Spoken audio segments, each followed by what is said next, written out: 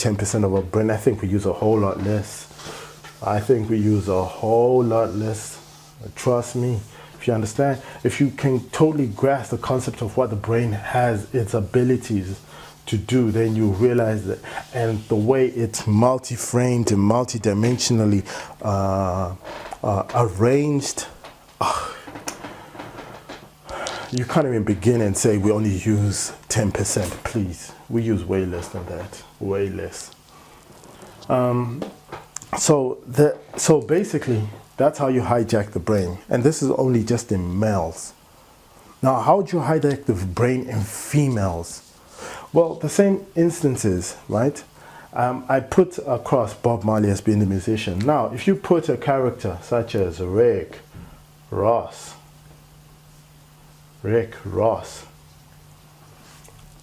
and you understand, and if you understand female selection process, when females are selecting a mate, right? The process works out like this. It is far much easier to select a mate that has already been selected, but it's already easier to select a mate that has already been pre-selected by other females. It makes the decision making so much easier. It just bypasses a whole lot of stuff and then you just jump onto it. Now, when you see a character, and I'm looking at Rick Ross right now, right? Nothing against him personally. But if you look at a character like Rick Ross, who's kind of on the chubby side, and furthermore, he's got quite a lot of money that he displays on his videos, and he has that gangster look with a cigar and acting like an Italian mafia person. What a shame.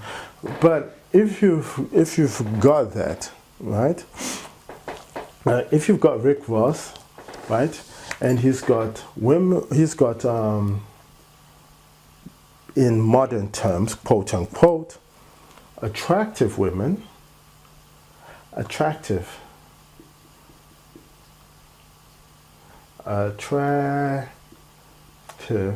women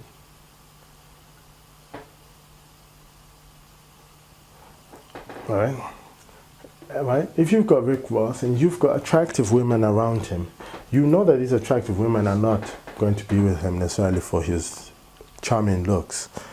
They're going to be with him for the attributes he has around him, which is the gold watch, the car, the house, the money he splashes, right? Women are going to automatically, when they watch this, it's going to enter into the brain, into their what? Into their neocortex. When it enters into their neocortex, a man that emulates, right? Emulate means copy but is not.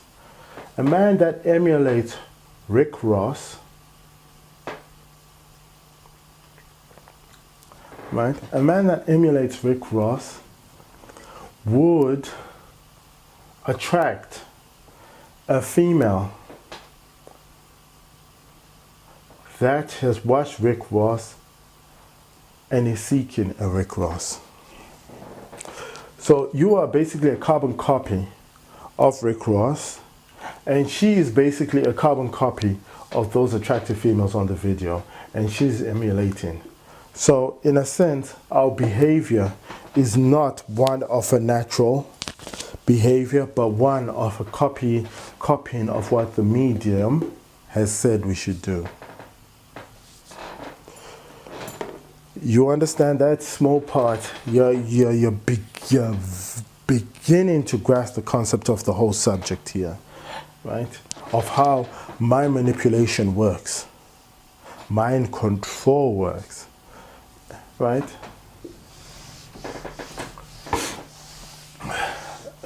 So if I was to repeat, as I remove all this, if I'm to repeat, what's the most powerful segment of the brain? What's the most powerful segment of the brain? Please answer that for me. And if you can't, I will repeat it for you. The most powerful segment of the brain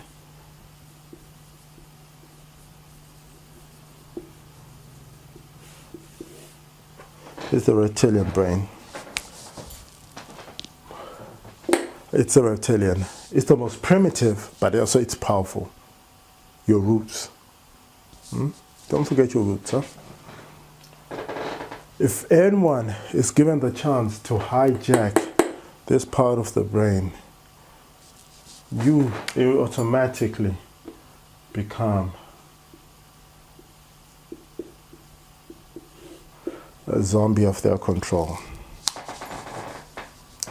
Because they have managed to hijack your reptilian brain. Because they have managed to hijack and control what you find as survival and what you come to define as replicate. They have redefined your perception of what survival and what replication is. So you become a reptilian zombie. By being a reptilian zombie, you in a way act in a way of self-destruction.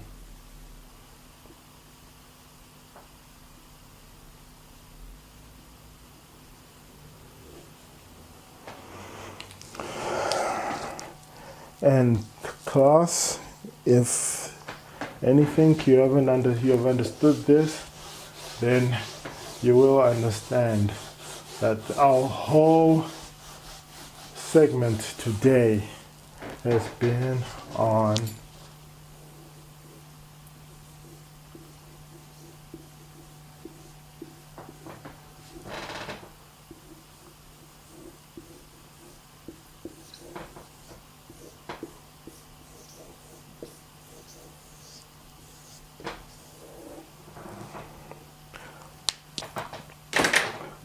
genetic warfare.